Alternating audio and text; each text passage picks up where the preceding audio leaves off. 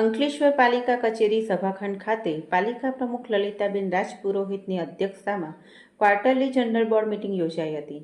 Chief officer Keshav Koladiya, કારોબારી chairman Nilesh Patel સહિત 24 સભ્યોની હાજરીમાં બોર્ડ મીટિંગ મળી હતી, જેમાં સત્તા પક્ષના 21 અને વિપક્ષના 3 સભ્યો હાજર રહ્યા હતા।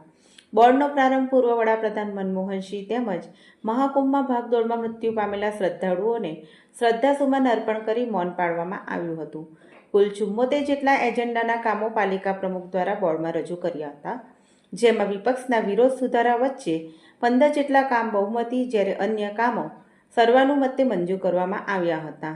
તો પાલિકા કચેરી ખાતે ફિક્સ પગારે કામ કરતા કામદારોના વેતનમાં વધારો, 36 સફાઈ કામદારો જે 5 વર્ષના કરાર આધારિત નોકરી કરતા તેમને કાયમી કરવા માટે તેમજ સબ રજિસ્ટ્રારની નિમણૂક માટે પાલિકાના એક બેઠક માટે સેનેટરી ઇન્સ્પેક્ટર રઘુવીરસિંહ મૈડા અને નીલિમાબેન મોદીના નામ મૂકી મંજૂરી માટે મોકલવામાં આવ્યા હતા, જ્યારે અન્ય કામોમાં વાર્ષિક ભાવ તેમજ વાર્ષિક ખર્ચ અને અન્ય એડહોક અને એડવાન્સ ખર્ચ મંજૂર કરવામાં આવ્યા હતા।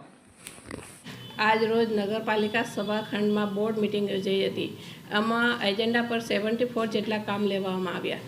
તમામ કામો વધુ મતે તેમજ સર્વાનુમતે મંજૂર કરવામાં આવ્યા। આમાં 36 મજૂરોને કાયમી કરવાનું ઠરાવવામાં આવ્યું છે।